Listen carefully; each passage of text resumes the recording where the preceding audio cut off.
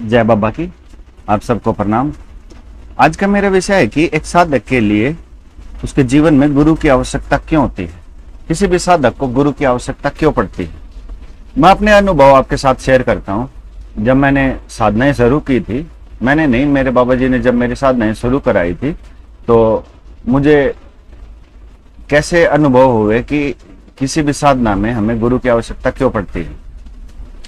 हुआ क्या था, स्टार्टिंग में जब बाबा जी से मैं जुड़ा था ना, तो मेरे मन में बड़ी बातें आती थी कि मैं ये साधना कर लूँ, वो साधना कर लूँ, इस चीज़ को सिद्ध कर लूँ, इस चीज़ को सिद्ध कर लूँ। तो मैं अक्सर अपने गुरुजी को कहता रहता था कि गुरुजी आप मेरी ये वाली साधना करवा दो, वो वाली साधना करा दो, इस चीज़ को जागृत कर दो, क्योंकि मुझे उन सब का ज्ञान नहीं था। बस मन में था कि हाँ कि कोई शक्ति मैं एक्टिव कर लूँ। तो मेरे गुरु ने मुझे एक बार समझाया कि देख बच्चे, अगर आप किसी भी चीज को जागृत कर लेते हैं, किसी भी शक्ति को जागृत कर लेते हैं, तो आप जीवन भर उसी के चक्कर में, उसके चक्रव्यूह में फंस के रह जाएंगे। आप आगे नहीं बढ़ पाएंगे। जो आपका जीवन का उद्देश्य है, जो मौलिक उद्देश्य है, वो आप भूल जाओगे। और जो आपकी शक्ति जागृत होएगी, आप उसी के चक्कर में उलझे रह जाओगे। उसके पूजा पाठ, उसके नियम, उसकी जो लाग होती है, उन सब में ही हमारा पूरा जीवन निकल जाता है। तो मैं बोला कि गुरुदेव, मेरे को तो कुछ करना है, मेरे मन में है कि मैं भी कुछ करूं। तो गुरु ने कहा कि जो मैंने किया वो तू कर। तो मैंने पूछा कि आपने कौन सी साधना की। तो बोले कि मैंने स्वयं को सिद्ध किया है और तू भी स्वयं को ही सिद्ध कर। बोले जो इंसान स्वयं को सिद्ध कर लेता है, उसको किसी साधना की आवश्यकता नहीं रहती है। कोई स्वयं को सिद्ध करना अर्थात स्वयं को जान लेना, स्वयं को जागृत कर लेना, आत्म साक्षात कर लेना, आत्म बोध कर लेना, बुद्ध हो जाना। तो मेरे मन में आया कि हाँ, मैं भी यही करूंगा। तो मेरे गुरु ने धीरे धीरे मेरी साधनाएं स्टार्ट कराई। ध्यान के बारे में मुझे बताया, ध्यान क्या है, कैसे करना चाहिए और कितनी देर तक करना चाहिए। ध्यान में बैठने के बाद हमें करना क्या होता है। ध्यान की एक एक गहराई को मेरे गुरु ने मुझे समझाया, बड़े अच्छे से समझाया, बता के समझाया, उदाहरण दे के समझाया। तो अब सफर शुरू हो चुका था साधना का, ध्यान का, अध्यात्म का, आत्म साक्षात्कार का। एक बार की बात है, मैं आपको बताता हूं कि मेरे साथ, मैं एक बार ध्यान में बैठा हुआ था और शायद 1.5 से 2 घंटे हो गए थे, मैं गहरे ध्यान के अंदर था। और ध्यान में ऐसे ही मैं कुछ अपनी यात्राएं कर रहा था, क्योंकि मेरे गुरु ने ध्यान में अपने स्थूल शरीर को छोड़ के सूक्ष्म शरीर से यात्रा करनी और यात्रा के अनुभव पहले अपने सामने मुझे सिखाए हैं। और उसके बाद उन्होंने मुझे परमिशन दी है कि सूक्ष्म शरीर से बाहर कैसे जाना है, कैसे भ्रमण करना है, किस लोक में जाना है। ये सब मेरे गुरु का दिया हुआ ज्ञान है, मेरा अपना नहीं है। तो एक बार मैं ध्यान में बैठा हुआ था और बैठे बैठे मैं सूक्ष्म शरीर से बाहर नहीं निकला था, लेकिन अपने स्थूल शरीर में ही था। तो स्थूल शरीर में मैं शून्य अवस्था में था। वहां मैं ध्यान में कुछ अनुभव करना चाहता था कि हमारे स्थूल शरीर के कितने अनुभव होते हैं। तो मैंने अनुभव किया कि जब मैं बैठा हुआ था, तो मेरे गुरु ने मुझे अपने सुरक्षा कवच दिए हुए। पहले मैं ये बताता हूँ कि जब भी हम किसी साधना में नहीं, जब भी हम ध्यान में बैठते हैं, किसी साधना में, पूजा में, हवन में, किसी भी चीज में बैठते हैं, तो सबसे पहले एक साधक के लिए ये आवश्यक है कि वो सबसे पहले अपने गुरु का आह्वान करे। गुरु का आह्वान करके ही हमें किसी भी ध्यान में, पूजा पाठ में बैठना चाहिए। बगैर गुरु के आह्वान के हमें नहीं बैठना चाहिए। होता क्या है, जब भी हम ध्यान में बैठते हैं और हम अपने गुरु का आह्वान करते हैं, अपने गुरु का उच्चारण करते हैं कि हे गुरुदेव, मैं ध्यान में बैठ रहा हूँ और आप मेरा ध्यान रखना। ये शब्द तो आपके मुंह से निकलेंगे, लेकिन ये शब्द लौकिक नहीं होते, ये अलौकिक शब्द होते हैं। आपका गुरु उस समय सो रहा हो, जाग रहा हो, या किसी भी कार्य में हो और किसी भी अवस्था में हो, जब भी एक शिष्य ध्यान में बैठता है, तो ध्यान में बैठने के बाद जब वो अपने गुरु का आह्वान करता है, तो उसके गुरु के पास ऑटोमेटिक संदेश पहुंच जाता है कि उसका बच्चा अब बैठ चुका है। जब तक आप ध्यान में रहोगे, पूजा में रहोगे, साधना में रहोगे, तो आपके गुरु आपका ध्यान रखेंगे। ये डिपेंड नहीं करता कि आपका गुरु सो रहा है या जाग रहा है या किसी भी कार्य में है, लेकिन गुरु की आत्मा जागृत होती है, गुरु के नेत्र जागृत होते हैं, उसी के आधार पे आपके गुरु आपका ध्यान रखते हैं।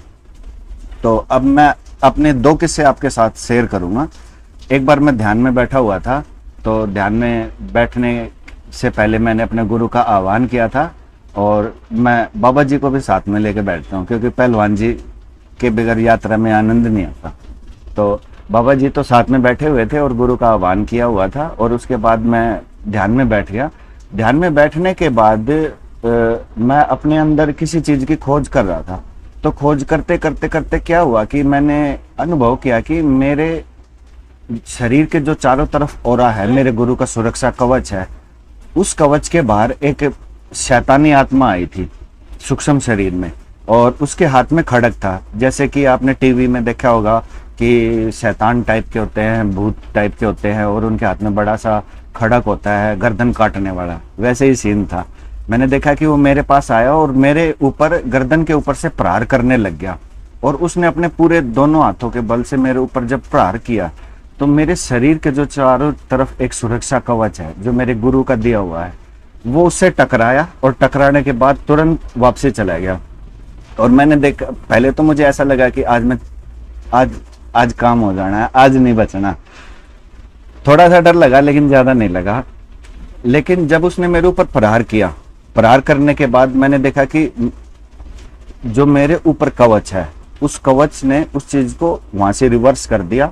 और ये जो किस्सा है, ये कुछ ही सेकंड का है, 3-4 सेकंड के अंदर ये घटना घटी थी। वो आया, उसने मेरे ऊपर प्रहार किया और वापसी चला गया। उस दिन मुझे पता लगा कि गुरु और गुरु के कवच कितने महत्वपूर्ण है हमारे लिए। उसके कुछ महीने के बाद मैं ध्यान में बैठा हुआ था, सूक्ष्म शरीर से भ्रमण कर रहा था। सूक्ष्म शरीर से भ्रमण कर रहा था, अर्थात मेरा स्थूल शरीर वहीं था, और सूक्ष्म शरीर स्थूल शरीर से बाहर निकल के किसी लोक में मैं भ्रमण पे था।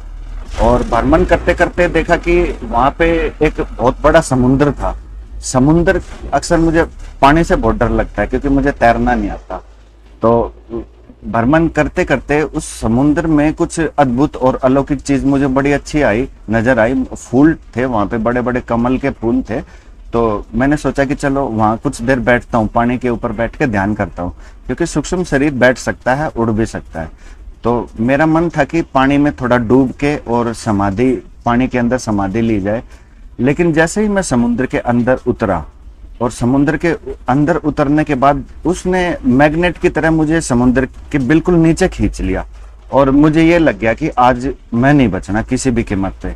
क्योंकि अगर सूक्ष्म शरीर को, आपके सूक्ष्म शरीर को कोई कैप्चर कर लेता है, कोई भी पकड़ लेता है, और सूक्ष्म शरीर स्थूल शरीर में वापस नहीं लौटा, तो आप नहीं बचोगे, फिर आपको कोई नहीं बचा सकता। और वो अनुभव बहुत गहरा है। सूक्ष्म शरीर भी और स्थूल शरीर भी, उस टाइम मैं बुरी तरह से डर गया। तुरंत मैंने एक ही दम से अपने गुरु को याद किया कि गुरुदेव मुझे आके बचाइए। तो ये रियल फैक्ट है, 100% श्योर है। मुझे आज भी याद है कि जब मैंने अपने गुरु को याद किया, तो मेरे गुरु आए तुरंत, वो भी अपने सूक्ष्म शरीर से आए, और उन्होंने मेरे दाहिने हाथ को पकड़ा जोर से, और एक ही क्षण में वहां समुद्र से मुझे निकाल के और वापस आकाश में उड़ा दिया। और उसके बाद मेरे गुरुदेव वहां से चले गए, और मैं आकाश में, कुछ देर तक मैं आकाश में रुका, और धीरे धीरे वापसी अपने स्थूल शरीर में वापस आ गया। तो ये चीज मेरे साथ बीती हुई है। इसीलिए मैं आप सबको ये बात शेयर करना चाहता था कि अगर आप, ये तो ध्यान और समाधि के अवस्थाएं हैं, लेकिन उसके अलावा भी कुछ लोग हैं जो बहुत सारी साधनाएं करते हैं, कुछ तंत्र साधनाएं करते हैं, कुछ मंत्र साधनाएं करते हैं। तो कोई भी साधनाएं करे, वो उनके अपने विषय है, कोई किसी के कहने से मानने वाला नहीं है। लेकिन अगर आप अपने जीवन में एक अच्छा गुरु रखेंगे, सच्चा गुरु रखेंगे, तो पहली बात, आपको जो गुरु होगा ना, वो गलत मार्ग पे जाने नहीं देगा, आपको कोई भी गलत साधना करने नहीं देगा। दूसरी बात, वो आपको अच्छी साधनाएं करवाएगा, सच्ची साधनाएं करवाएगा, जिससे आप मोक्ष को प्राप्त हों, आप जन्म मरण के बंधन से मुक्त हो जाएं, और आप अच्छे बने, सच्चे बने, और जो आप साधनाएं करेंगे वो जन कल्याण के लिए हो, प्रकृति कल्याण के लिए हो, और आपका कोई कर्म ना बिगड़े। तो आज के लिए इतना ही। आप सबको प्रणाम। जय बाबा की।